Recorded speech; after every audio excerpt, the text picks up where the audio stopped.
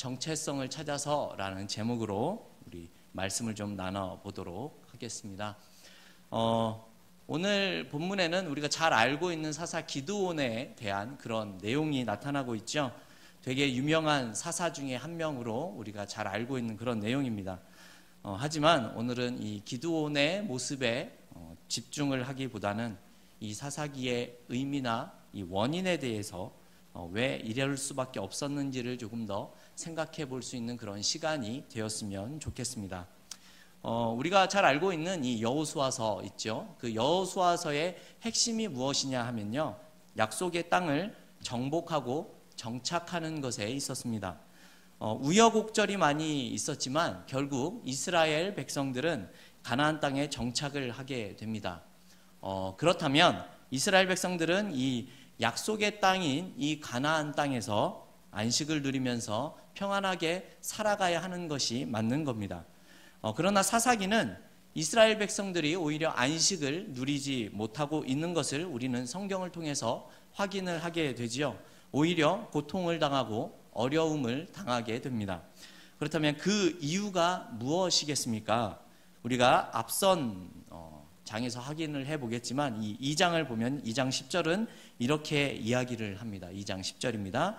그 세대 사람도 다 그 열조에게로 돌아갔고 그 후에 일어난 다른 세대는 여호와를 알지 못하며 여호와께서 이스라엘을 위하여 행하신 일도 알지 못하였더라. 이렇게 이야기를 합니다. 여기서 그 세대 사람이라면요, 이 정복 전쟁을 벌였었던 이 여호수아의 세대를 의미하는 겁니다.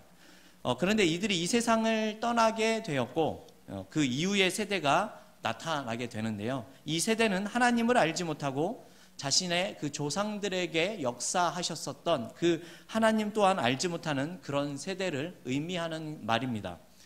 이 사사기 2장 10절부터 첫 번째 사사가 나오는 온니엘이 나오는 이 3장까지는 왜 사사가 필요하게 되었는지에 대한 이야기가 나타나고 있는데요, 쉽게 말하면 우리가 흔히 이야기를 하고 있는 그 사사기 사이클, 악순환이 왜 시작이 되고 있는지가 나타난다라는 말입니다. 그래서 이 악순환이 이 사사기가 끝나는 때까지 계속해서 일어나게 된다라고 지금 이야기를 하죠.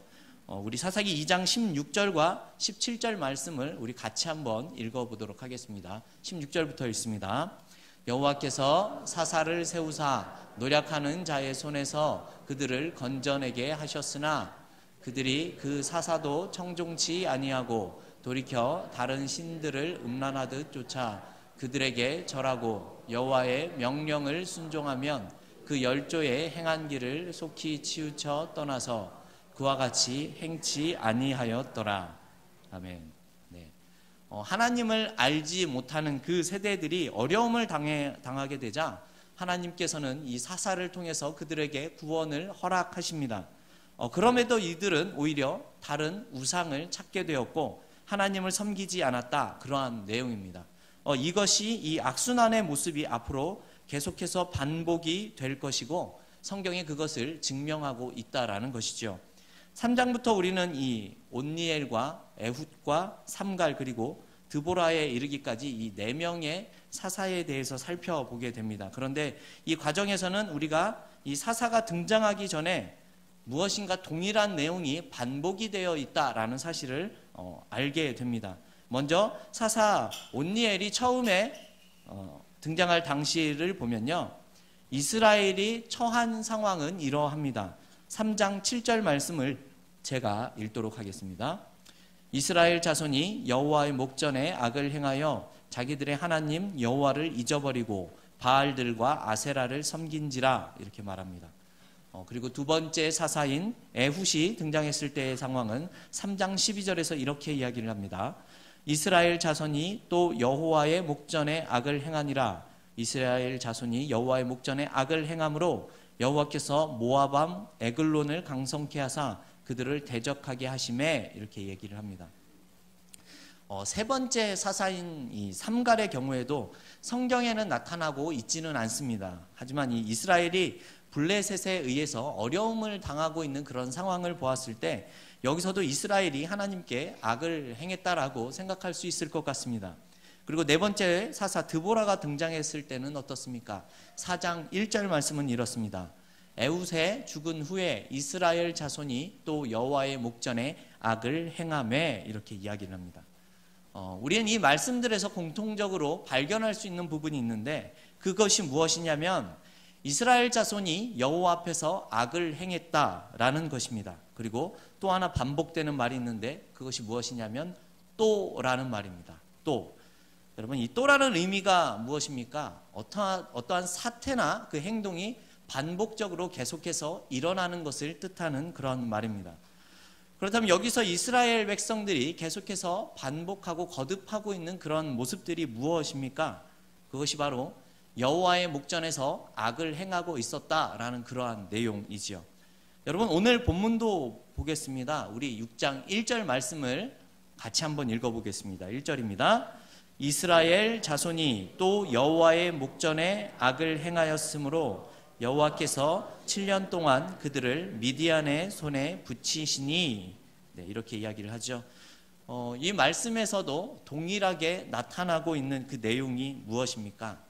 이스라엘 자손이 또 여호와 앞에서 악을 행했다라는 그러한 내용입니다. 오늘 본문도 이 점을 우리에게 잘 보여주고 있죠. 네, 이스라엘 자손이 여호와의 목전에서 또다시 악을 행하자 하나님께서 이 백성들을 미디안의 손에 넘겨주었다라고 이렇게 얘기를 하죠. 그래서 7년 동안 고통을 당하게 된다라고 나타나고 있는 그런 모습입니다.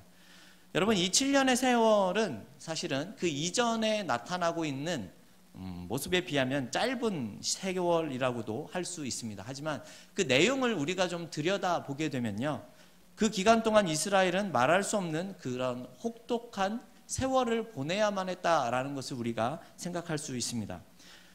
실제로 이전과는 다르게 오늘 본문은 이 짧은 7년이라는 세월이지만 어떠한 고통을 당하고 있는지가 자세하게 기술이 되어 있죠.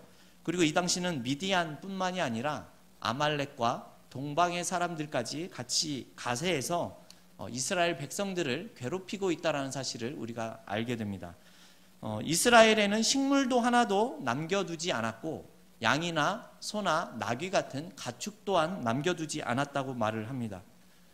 이스라엘 백성들은 그래서 이 미디안을 피해서 아말렉과 이 동방 백성을 피해서 웅덩이와 굴과 산에 도망을 가서 피신해서 살고 있었다. 그렇게 지금 성경이 이야기하고 있습니다. 그러나 이 미디안과 아말렉과 이 동방의 사람들은 마치 메뚜기 떼처럼 몰려와서 그들이 가지고 있었던 소출을 모두 빼앗아갔다라고 이렇게 성경이 말을 하죠. 그러니 여러분, 그들의 고통이 얼마나 극심했겠습니까? 오죽했으면 오늘 본문을 보면 이스라엘이 하나님께 부르짖었다라는 내용만 2번이나 반복이 돼서 이야기를 하고 있을 정도입니다. 그런데 여러분 한번 보십시오.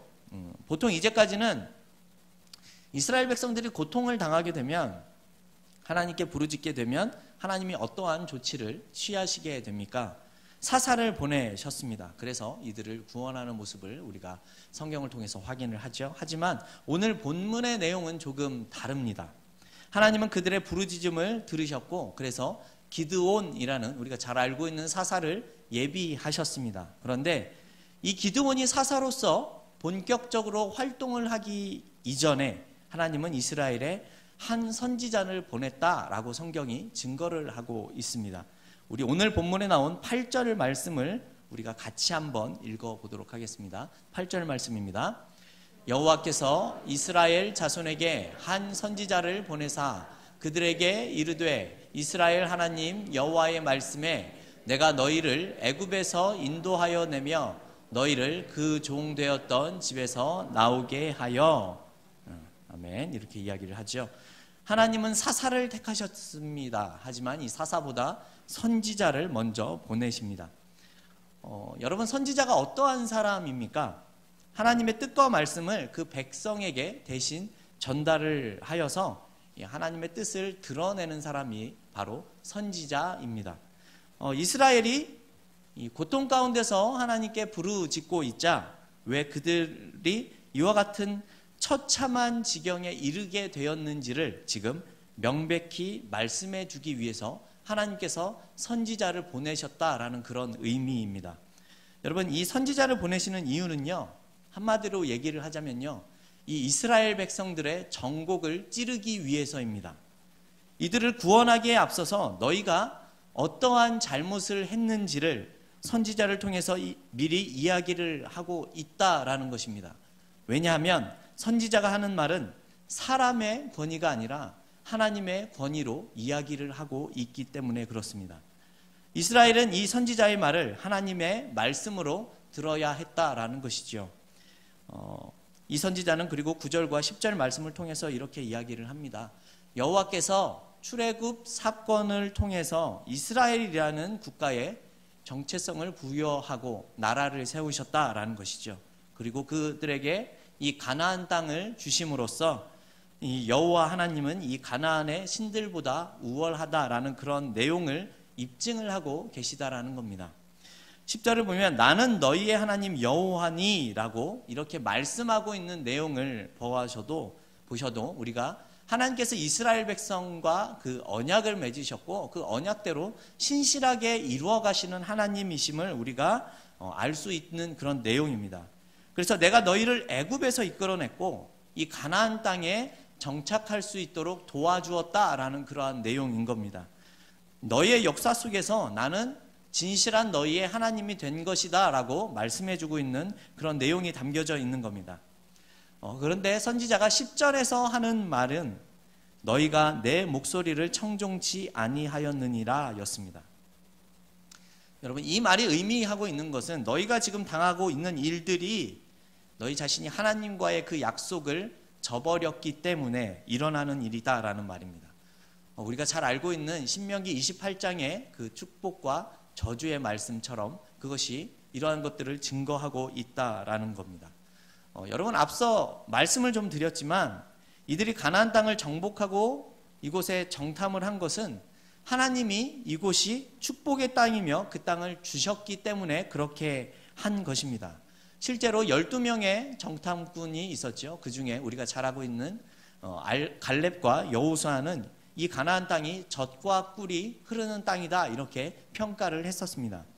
그런데 지금 이 가나안 땅에서 살아가는 자들의 모습은 여러분 어떠합니까? 풍요롭고 아름다운 모습으로 살아가고 있습니까? 아니요, 그렇지가 못합니다. 이들은요, 미디안 사람들로 인해서 동방과 이 아말렉 사람들로 인해서 산에 구멍을 파고 그곳에서 숨어서 지내는 그런 형편입니다. 먹을 것도 변변치 못하다라고 이야기를 하죠. 왜냐하면 파종을 해서 곡식을 얻을 때가 되면 그 시기에 맞춰서 이 미디안과 아말렉과 동방 사람들이 와서 모든 것을 빼앗아 갔습니다. 이뿐만이 아니라 양과 소와 나귀 같은 짐승들도 다 빼앗기게 됩니다. 여러분, 7년 동안 이러한 일이 반복되고 있으니 이들이 어찌 잘 먹고 잘 살 수가 있었겠습니까? 여러분, 참 이상한 일 아닙니까? 분명히 하나님이 약속하신 이 풍요로운 땅에 들어왔는데 정작 이들은 먹을 것도 없고 더 살기가 힘들어졌습니다. 풍성한 곳에 살았지만 그들이 가질 수 있는 것이 아무것도 없었다. 이렇게 성경이 말하고 있는 겁니다. 여러분, 그렇다면 우리가 광야를 한번 생각해 봐야 합니다. 광야. 여러분, 광야는요, 사유재산을 가지거나 먹을 것을 들고 다닐 수 없는 곳이죠. 아무것도 가질 수가 없는 곳입니다. 여러분, 그런데 그곳에서는요, 이스라엘 백성들은 40년 동안 굶거나 배고프지 않았었습니다. 여러분, 이것이 말하는 의미가 무엇이겠습니까? 여러분, 잘 사는 것은요, 우리가 생각하기에는 환경과 조건이 굉장히 큰 의미를 가지고 있다라고 생각할 수 있지만 그렇지 않다라는 겁니다. 풍성한 곳에, 이 가나안 땅이라는 곳에 그곳에 이스라엘 백성들이 정착을 했지만 그들이 누릴 수 있는 것은 아무것도 없었습니다.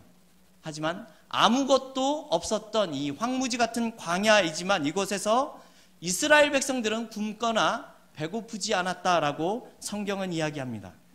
여러분, 그 차이가 무엇인 줄 아십니까? 하나님과 함께하는 삶이냐, 그렇지 못하는 삶이냐, 여러분, 그것이 문제였다라는 겁니다. 물론 여러분 광야에서도 불순종하는 자들이 있었습니다. 하지만 하나님은 이 광야 40년 동안 이들과 늘 함께해 주셨습니다. 하지만 이제는 좀 다릅니다. 이 가나안 땅에 들어와서는 이들에게는 자유가 생겼고 선택할 수 있는 것들이 생겼습니다. 이러한 자유와 선택의 위치에 서자 이들은 꼭 하나님만을 믿을 필요가 없다라고 생각하게 되었고, 이 가나안의 신들을 믿기 시작하게 된 겁니다. 우상을 선택한 거죠. 그 결과가 바로 이 하나님의 백성으로서의 정체성을 잃어버리게 된 것입니다. 여러분, 이 하나님께서 가나안 정복 전쟁에서 이 가나안 사람을 진멸하라고 하신 이유는 하나님께서 잔인하기 때문에 그런 것이 아닙니다. 너희가 이 사람들처럼 되지 말아야 하기 때문에 이들을 진멸하라, 이렇게 명령을 하신 겁니다.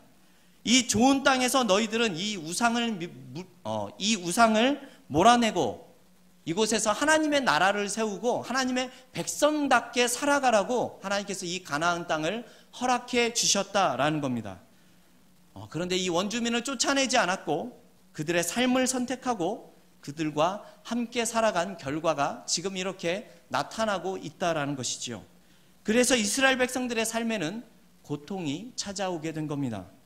이들에게는 이러한 악순환이 계속해서 지속되는 것은 이 악순환의 연결고리를 끊어내지 못하고 있기 때문에 그런 겁니다. 여러분, 이것을 우리가 이제 병원 치료를 받는 것으로 한번 좀 비유해서 생각해 보도록 하겠습니다. 여러분, 단순히 이 사사라는 치료제를 우리가 먹게 되면 우리의 증상은 회복이 되고 좋아집니다. 그렇죠? 그러나 그 원인이 되는 하나님의 백성이라는 정체성을 회복하지 못하면 그 고통이 계속해서 반복이 된다라는 사실을 사사기가 증명을 하고 있는 겁니다. 그래서 선지자라는 의사를 부르셔서 지금 진단을 내리는 겁니다. 너희가 고통받는 이유는 하나님의 백성으로서의 그 정체성을 잃어버렸고 너희가 우상을 섬겼기 때문에 그렇다라는 말이죠. 그것을 알려주고 나서 이제 기드온이라는 치료제를 하나님께서 보여주고 계시는 겁니다. 여러분, 이 사사기를 통해서 우리가 알아야 하는 것들은 이렇습니다. 하나님을 잘 섬기지 않고는 평화로운 삶이나 공의로운 삶을 우리는 살 수가 없게 됩니다.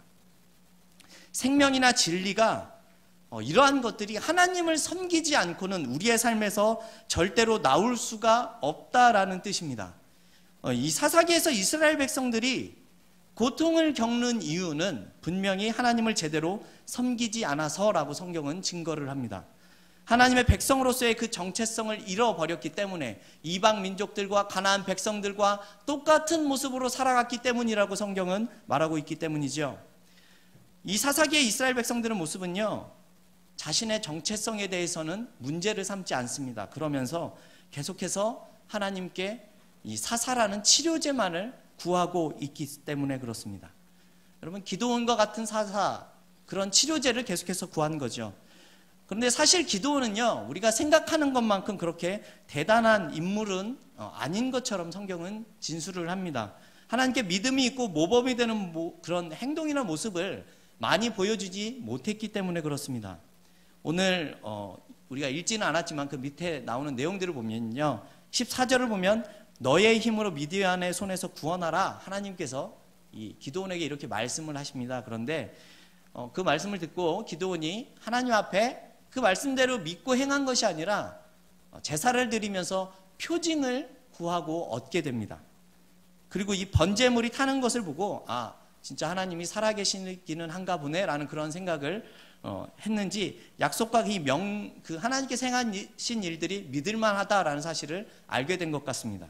그리고 나서도 하나님 앞에 나아간 것이 아니라 이제는 무슨 일을 하냐면 이 바알과 아세라상을 찍어서 없애게 되죠. 그런데 그것을 밤에 합니다. 밤에 몰래 당당하게 낮에 하는 것이 아니라 밤에 그런 일을 행하게 됩니다.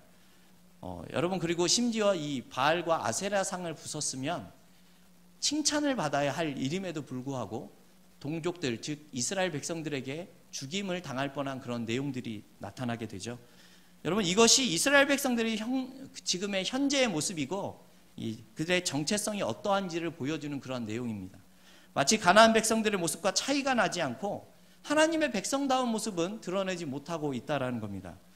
그래도 기드온은 하나님의 말씀을 믿지 못하지요. 그래서 양털을 통하여서 하나님께 또다시 표징을 2번이나 구하게 됩니다. 그런데 여전히 두려워하게 됩니다. 그래서 그 부하와 함께 그러면 적진으로 너희가 정탐을 한번 가봐라 라고 말씀을 하시죠. 그래서 적진으로 정탐을 가보았더니 이 적진에서 어떠한 사람이 내가 꿈을 꿨는데 보리떡 한 덩이가 우리의 군영에 들어와서 우리를 다 허물었다, 뭐 이러한 내용의 이야기를 듣게 되죠. 그제서야 이제 싸움에서 임할 수 있겠구나라고 생각을 하고 전쟁에 임하게 됩니다. 무엇인가 엄청난 믿음을 보인다거나 큰 행동을 하는 모습은 나타나지 않습니다. 모범이 될 만한 그런 모습도 사실 드러나고 있지 않습니다. 이것이 무슨 이야기냐 하면요, 기드온도 그 당시 이스라엘 백성들보다 크게 나은 것이 없는, 크게 다를 바가 없는 그러한 사람이었다라고 말을 하는 거죠. 여러분, 그런데 그럼에도 불구하고 하나님은 어떻게 일하고 계십니까? 이 기드온과 같은 자를 통해서 승리를 가져다 주십니다. 하나님이 가나안 땅의 우상을 두려워하는 분도 아니시고요, 그 많은 메뚜기 같은 그런 적의 군대를 무서워하는 분이 아니다라는 겁니다. 하나님은 이미 이들을 구원하실 만한 힘과 능력을 가지신 분이셨습니다. 그래서 이 하나님께서 어떻게 전쟁에 임하십니까? 300명이라는 숫자로 이 메뚜기 같은 골짜기에 많이 퍼져 있었던 이 적군을 물리치게 되십니다. 여러분, 하나님은 300명만 남기셨죠. 그 이유가 무엇인 줄 아십니까? 너무 많았다라고 성경은 이야기를 합니다. 32,000명도 너무 많았고, 그래서 22,000명을 돌려보내지요. 1만 명이 남았는데 1만 명도 너무 많아서 단 300명만 남기셨습니다. 그 이유는 너희가 숫자가 많아서 전쟁에 승리한 줄 알게 될까봐 하나님께서 일부러 이렇게 행하셨다라는 것이죠. 성도 여러분, 하나님은 메뚜기 같은 이렇게 많은 군대를 물리칠 때에도 기드온과 같은 사람과 300명이면 충분하다라고 성경은 이야기를 합니다. 여러분, 그리고 이들의 무기가 무엇입니까? 칼과 방패였습니까? 아니죠. 횃불과 나팔을 들고 갔습니다. 전쟁에 횃불과 나팔을 들고 임하는 전쟁은 없죠. 이 정도 숫자와 무기라고 할 수 없는 것을 가지고도 하나님은 우리에게 승리를 가져다 주셨다라는 것입니다. 하나님은요, 저나 여러분 같은 사람을 통하여서도 엄청난 일을 행하실 수 있는 그런 하나님이라는 말입니다. 그런데 그런 일을 행하는 것이 문제라기보다는 정체성을 너희가 잃어버리고 있다라고 지적하고 있는 것이 지금 사사기라는 겁니다. 우리가 이쯤에서 이런 생각을 해봤으면 좋겠습니다. 우리는 왜 우리가 당하는 이런 고난 앞에서 승리를 할 수 없을까? 왜 기드온과 같은 사람을 통하여서도 전쟁에서 승리를 하는데 우리는 왜 이렇게 힘이 드는 채로 살아가야 하는가?